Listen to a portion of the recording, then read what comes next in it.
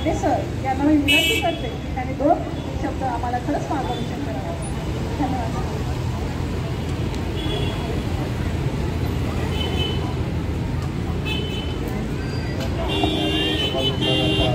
भाषण झालेलं आहे. त्यांच्या परवानगी शब्द बोलतो त्यांचा त्यांना फार आवश्यक होता. तुमचा सन्मान आहे, आजचा दिवस आहे. निश्चितच यावेळी माझ्या डिपार्टमेंटकडून तुमचा सर्वांना सन्मान करण्यासाठी स्तुती करण्यासाठी कटिबद्ध आहे.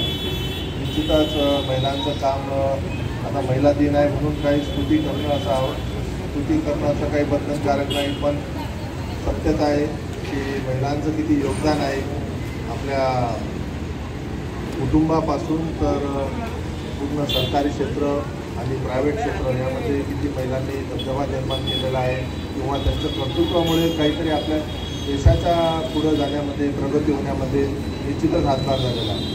आज तर आपण त्यांना पुरस्कार देऊन त्यांचा गौरव केलेला आहे. हा त्यांचा दिन आहे, परंतु प्रत्येक हा दिवस मॅडमने सांगितल्याप्रमाणे त्यांचा महिलांचा आहे. तर निश्चितच महिलांचा सन्मान केला पाहिजे.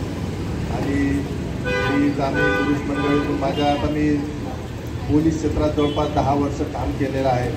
त्यामुळे प्रत्येक वेळेस कधी काही गुन्ह्याचा प्रकार घडतो किंवा काय घडतो ते काय पुरुषांचा होऊन पण कधी असा प्रकार होतात, परंतु महिलांनीच अगोदर पण आपला महिलांना सोबत घेऊन चाललं पाहिजे, त्यांना सपोर्ट केला पाहिजे. त्यांना निश्चितच सन्मान जर केला तर आणखी ते भरारी घेऊ शकतात.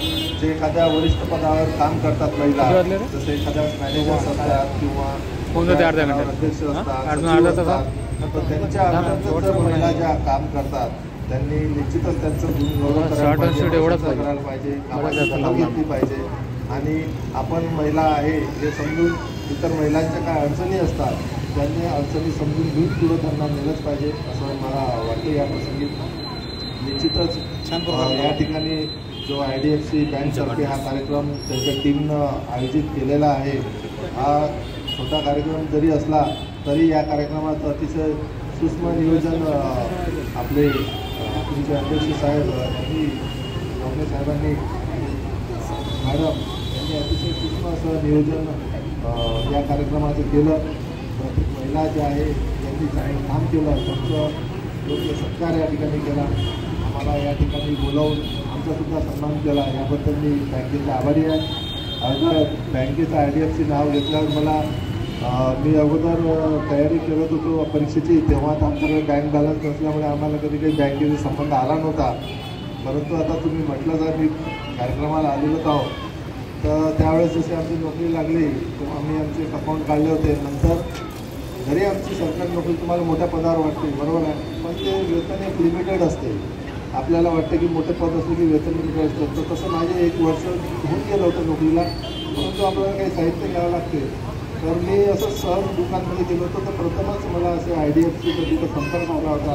मी जे इन्स्ट्रुमेंट आमच्या घरचे घेतले, काही AC घेतला, TV घेतला, IDFC बँकेने मला निश्चितच त्यावेळेस मदत केली होती जेव्हा सुरुवात होती नोकरीची. तर तेव्हापासून IDFCशी संपर्क राहिला. चांगले 3-4 वर्ष माझे संपर्क राहिला. अजूनही तुमचे फोन येतात तर काही मदत लागली आहे, तुमचा ट्रॅक रेकॉर्ड चांगला होता. तसंच IDFC बँकेने मला सुद्धा मदत केलेली आहे. निश्चितच अशीच मदत तुम्ही प्रत्येकाची करतात, तशीच सर्व समाजातील घटकाची करावी.